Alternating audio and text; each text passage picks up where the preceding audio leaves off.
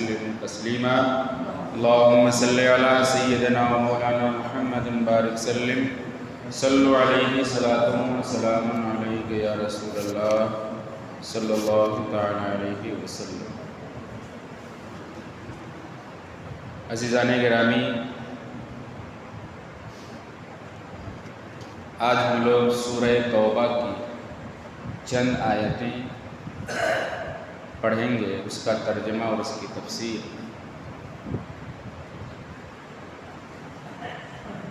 اعوذ باللہ من الشیطان الرجیم، بسم اللہ الرحمن الرحیم۔ یا ایھا الذین آمنوا لا تتخذوا آباءکم واخوانکم اولیاء ان استحبوا الکفر علی الایمان ومن یتولہم منکم فاولئک هم الظالمون۔ اللہ عز و جل فرما رہا ہے، اے ایمان والو، اپنے باپ، اپنے بھائیوں کو دوست نہ سمجھو اگر وہ ایمان پر کفر پسند کرے، اور تم میں جو کوئی ان سے دوستی کرے گا تو وہی ظالم ہیں۔ اصل میں یہ آیت کریمہ اس وقت نازل ہوئی، صحابہ کرام میں سے کچھ لوگوں کے خاندان والے کفر میں رہے، کافر رہے، مسلمان نہ ہوئے۔ کسی کا بھائی کافر تھا، کسی کا باپ مشرک تھا، کسی کی ماں مشرکہ تھی۔ تو جب یہ معاملہ آیا کہ خاندان میں سے کوئی ایک مسلمان ہو گیا، باقی سب کافر اور مشرک ہی رہے، ایک بھائی مسلمان ہو گیا، دوسرا بھائی مشرک رہا، ماں مسلمان ہو گئی، گھر والے مشرک رہے، تو جب ایسی صورتحال آئی اور اسلام نے ترک موالات کا حکم دے دیا، ترک موالات کا یعنی جو کفر پر اڑے ہوئے ہیں، جو مشرک ہے، اللہ کی وحدانیت میں شریک ٹھہرا رہے، بتوں کو پوج رہے ہیں، تو جب کھلم کھلا حکم آ گیا اللہ کی طرف سے کہ جو کافر ہے، جو مشرک ہے، ان سے اب دوستی نہ کی جائے، ان کو اپنا دوست اب نہ بنایا جائے، ان سے قطعی تعلق کی جائے، ان سے رشتہ ختم کیا جائے۔ اب جب ترک موالات کا حکم آ گیا تو یہ مسئلہ پیش یہ آیا کہ کچھ لوگوں کے بھائی کافر تھے، کسی کا باپ کافر تھا، کسی کے بیٹا مشرک تھا، کسی کے ماں باپ مشرک تھے، تو اب ان سے قطعی تعلق کرنا بڑا مشکل تھا، ان سے الگ رہنا، ان سے دوستی ختم کر لینا یہ بڑا مشکل عمل تھا۔ لوگوں کو یہ ناگوار گزرا، یہ کیسے ہو سکتا ہے کہ کوئی اپنے بھائی سے، کوئی اپنے باپ سے، کوئی اپنی ماں سے، کوئی اپنی بہن سے رشتہ توڑ لے، ناطہ توڑ لے؟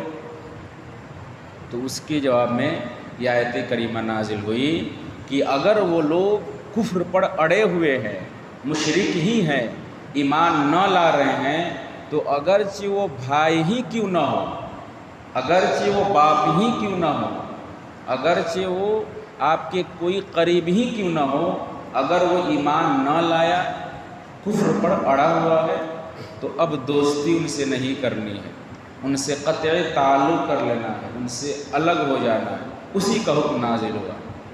کچھ لوگ تھے، ان کو سسپیشن ہو رہا تھا کہ میں اپنے بھائی کو کیسے چھوڑ دوں، اپنے ماں باپ سے کیسے الگ ہو جاؤں، اپنے بہن کو کیسے چھوڑ دوں۔ تو اللہ نے کھلم کھلا حکم دیا، یا ایھا الذین آمنوا، اے ایمان والو، لا تتخذوا آباءکم واخوانکم اولیاء ان استحبوا الکفر علی الایمان۔ کیا کہا؟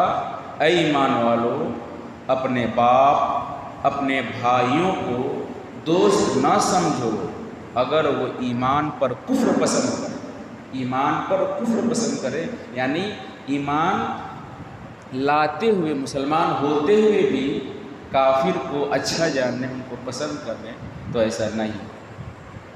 آگے فرمایا وَمَن يَتَوَلَّهُم مِّنكُمْ، اور اس حکم کے آنے کے باوجود بھی تم میں کوئی ان سے دوستی کرے گا، اس کافر باپ سے تعلق قائم رکھے گا، اس مشرک بھائی سے دوستی اور لگاؤ رکھے گا، کیا ہوگا؟ وَمَن يَتَوَلَّهُم مِّنكُمْ فَأُولَٰئِكَ هُمُ الظَّالِمُونَ، تو تم میں جو کوئی ان سے دوستی کرے گا تو وہی ظالم ہے۔ قرآن عظیم نے صراحتاً اعلان کر دیا کہ آپ کا کوئی قریبی ہی کیوں نہ ہو، کتنا قریبی باپ اور بھائی ہی کیوں نہ ہو، اگر وہ ایمان والا نہیں ہے، اگر وہ اللہ اس کے رسول کو گالیاں دینے والا ہے، اگر وہ نبی کو گستاخی کرنے والا ہے، تو کتنا ہی قریبی کیوں نہ ہو جاؤ، آپ کو ان سے الگ ہونا ہے، ان سے دوستی اور محبت کا ہاتھ نہیں بڑھانا ہے۔ ترک موالات کا یہ حکم دے دیا۔ اس آیت کریمہ کو پیش نظر رکھے اور ہم کو اس پر عمل کی بھی ضرورت ہے۔ احادیث مبارکہ میں نبی پاک صلی اللہ تعالی وسلم نے بجا اس کی ترغیب کی ہے۔ آج ہمارے ماحول میں چونکہ ہمارا جو یہ سوسائٹی ہے یہ خلط ملط ہے، اس میں کفار، مشرکین، ہنود سب مل جل کر ایک ساتھ رہ رہے ہیں، تو بسا اوقات ایسا ہوتا ہے کہ ان سے تعلقات قائم کرنے پڑتے ہیں، دوستی بڑھانا پڑتا ہے۔ تو یاد رکھیں، کفار، مشرکین، ہنود سے معاملات میں، تجارت میں، لین دین میں تعلق قائم کرنا شریعت نے اجازت دی ہے۔ صرف لین دین، تجارت، کاروبار، ان چیزوں میں ان سے آپ تعلقات بنا سکتے ہیں، بس اسی چیز کے لیے۔ دینی معاملات میں، مذہبی معاملات میں آپ ان سے دوستی کا قدم نہیں بڑھا سکتے ہیں۔ اگر اس کا کوئی پوجا ہو، ان کا کوئی عید کا تہوار ہو، ان کے کوئی پرستش بتوں کی کوئی ان کے یہاں تقریب ہو، تو آپ ان کے مذہبی کسی چیز میں حصہ نہیں لے سکتے ہیں۔ صرف جو یہ تعلقات ان سے آپ کو قائم کرنا ہے، صرف لین دین میں، تجارت میں، خرید و فروخت میں، بس۔ اگر کسی اعتبار سے مذہب پر ضرب آ رہی ہو، مذہب پر آنچ آ رہی ہو، تو پھر یہ بھی ناجائز ہو جائے گا۔ تو اس طرح سے ان سے تعلقات قائم رکھنے ہیں کہ آپ ان کے ہم عقیدہ نہ ہو جائے۔ نبی نے فرمایا ایاکم، ان سے ان کو دور رکھو، وَإِيَّاهُمْ، اور دور رکھو خود کو ان سے۔ کیوں؟ لا يَضُلُّونَكُمْ وَلَا يَفْتُنُونَكُمْ، کہیں وہ تم لوگوں کو گمراہ نہ کر دے، کہیں فتنے میں نہ ڈال دے۔ تہوار کے موقع آتے ہیں غیر مسلموں کو، تو یاد رکھیں ان کے مذہبی تہوار میں جانا ناجائز ہے، میلہ دیکھنے ہی کے غرض سے کیوں نہ ہو۔ ان کے جو میلہ لگے ہوئے ہیں، ان کے جو سرکش لگا ہے، ان کی تقریب میں میلہ دیکھنے ہی کے غرض سے کیوں نہ ہو، آپ وہاں نہیں جا سکتے۔ بھئی آپ میلہ دیکھنے کے لیے جمگھٹا بنا کے جا رہے ہو، بھیڑ لگا کر، تو آپ کی نیت ہے میلہ دیکھنے کی، لیکن جب بھیڑ ہوگی وہاں پہ تو ان کا شان بڑھے گا، ان کی تقریب میں، ان کی پوجا میں اتنے لوگ آ رہے ہیں، اتنی بھیڑ ہو رہی ہے، تو اس کی وجہ سے ان کا وقار بڑھے گا، اس کی وجہ سے ان کی عزت بڑھے گی کہ کتنے ان کے ماننے والے لوگ آ رہے ہیں۔ اس بنا پر ان کے میلوں میں بھی نہیں جا سکتے ہیں، اجازت نہیں ہے۔ سامان خریدنے کی مواقع اور بھی ہے، پھر بھی ایسے مواقع پر احتیاط لازم ہے۔ فقہا نے تو یہاں تک لکھا ہے، اگر کوئی اس کو اچھا جان جائے، کفار مشرکین کے تہوار کے، ان کی پوجا کو کوئی اچھا جانتے ہوئے، صحیح سمجھتے ہوئے کوئی اگر اس میں شریک ہو جائے گا، تب تو ایمان ہی سے خارج ہو جائے گا، ایمان نہ رہے گا۔ کیونکہ جب اس کو اچھا جان لیا، ان کے تہوار کو، ان کی پرستش کو، ان کی پوجا کو، تو پھر ایمان نہ رہا۔ تو اس پر توجہ دینے کی ضرورت ہے، ان کے میلے ٹھیلوں میں جانے کی ضرورت نہیں ہے، ان کی تقریب میں شامل ہونے کی ضرورت نہیں ہے۔ میلہ ہی گھومنے کی نیت سے کیوں نہ ہو، آپ وہاں نہ جائے، مذہبی معاملات ہے، اس وجہ سے اس کی اجازت نہیں۔ تو یہاں پہ اسی کا ذکر کیا گیا کہ کوئی قریبی ہی سے قریبی کیوں نہ ہو جاؤ، اگر وہ مومن نہیں ہے، اگر وہ نبی کی شان میں، اللہ کی شان میں گستاخیاں کرنے والا ہے، کفر بکنے والا ہے، مشرک ہے، شرک کرنے والا ہے، تو ان سے الگ ہونا ہے، وَمَن يَتَوَلَّهُم مِّنكُمْ فَأُولَٰئِكَ هُمُ الظَّالِمُونَ، اور تم میں جو کوئی ان سے دوستی کرے گا تو وہی ظالم ہے۔ آقا دو جہاں صلی اللہ تعالیٰ علیہ وسلم کی حدیث پاک نبی پاک نے فرمایا کہ میرے صحابہ یہ ہمارے اعوان اور انصار مددگار ہے، اللہ نے ان کو ہمارے لیے مددگار کے طور پر بنایا، تم ان کی عزت اور تعظیم کرنا۔ اخیر زمانے میں کچھ لوگ آئیں گے جو میرے صحابہ کو گالی دیں گے، ان کی توہین اور گستاخیہ کریں گے۔ جب ایسے لوگ آ جائے تو آقا نے فرمایا ان سے دور رہنا، ان کو اپنے سے دور رکھنا، ان کے کسی معاملات میں شریک نہ ہونا، بلکہ یہاں تک نبی نے فرمایا اگر ایسے لوگ مل جائے اور تم سے سلام کر تو سلام کا بھی جواب نہ دینا، ان سے نکاح بھی نہ کرنا، ان کے پاس بیٹھنا بھی نہ۔ یہ حدیث پاک میں سنا رہا ہوں۔ آگے اللہ تبارک و تعالیٰ نے فرمایا قُلْ إِن كَانَ آبَاؤُكُمْ وَأَبْنَاؤُكُمْ وَإِخْوَانُكُمْ وَأَزْوَاجُكُمْ وَعَشِيرَتُكُمْ وَأَمْوَالٌ اقْتَرَفْتُمُوهَا، کیا فرمایا؟ اور تم فرماؤ اے نبی آپ لوگوں سے کہہ دیجئے اگر تمہارے باپ، تمہارے بیٹے، تمہارے بھائی، تمہاری عورتیں، وعشیرتکم اور تمہارا کنبہ، واموال اقترفتموها اور تمہاری کمائی کے مال، وتجارت اور وہ سودا، تخشون کسادها ومساکین ترضونها جس کے نقصان کا تمہیں ڈر ہے، اور تمہارے پسند کا مکان کیا ہے، احب الیکم من اللہ ورسولہ وجہاد فی سبیلہ، یہ تمام چیزیں جو بیان ہوئی کیا ہے، یہ چیزیں اللہ، اس کے رسول اور اس کی راہ میں لڑنے سے زیادہ پیاری ہوں، فتربصوا حتی یاتی اللہ بامرہ، تو راستہ دیکھو یہاں تک کہ اللہ اپنا حکم لائے، یعنی اللہ کا عذاب ہے۔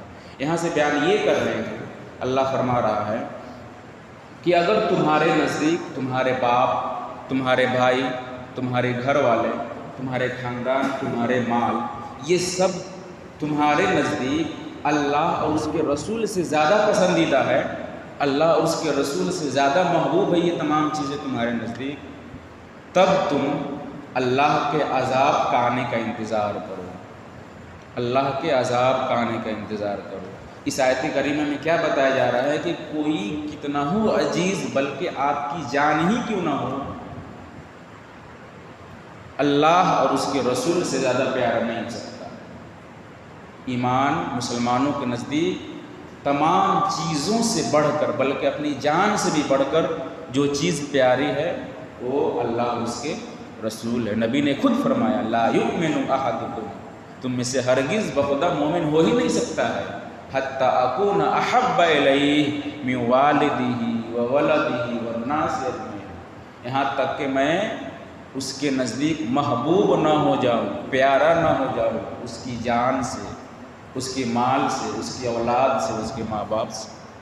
تو اس آیت کریمہ جو میں نے پڑھی، اس آیت کریمہ میں اسی چیز کو بتلایا گیا ہے کہ کوئی کتنا ہی تمہارا عزیز مال یا کوئی چیز ہی کیوں نہ ہو، اللہ اور اس کے رسول سے زیادہ یہ پیاری نہیں ہے۔ اس آیت کریمہ سے یہ ثابت ہو رہا ہے نبی اور رسول کی محبت تمام چیزوں پر اعلیٰ اور فوقیت رکھتا ہے۔ ان دونوں آیتوں سے ہم کو یہ درس لینا چاہیے کہ اللہ اور اس کے رسول کو اول نمبر پر رکھنا، اپنی جان سے بھی زیادہ پیارا ان کو جاننا۔ اگر کوئی، بلکہ حدیث میں بھی ہے، حضرت عمر رضی اللہ تعالیٰ سرکار علیہ السلام کی بارگاہ میں تھے، آقا دو جہاں صلی اللہ تعالیٰ علیہ وسلم نے اپنا دست مبارک حضرت عمر کے اوپر رکھا تھا۔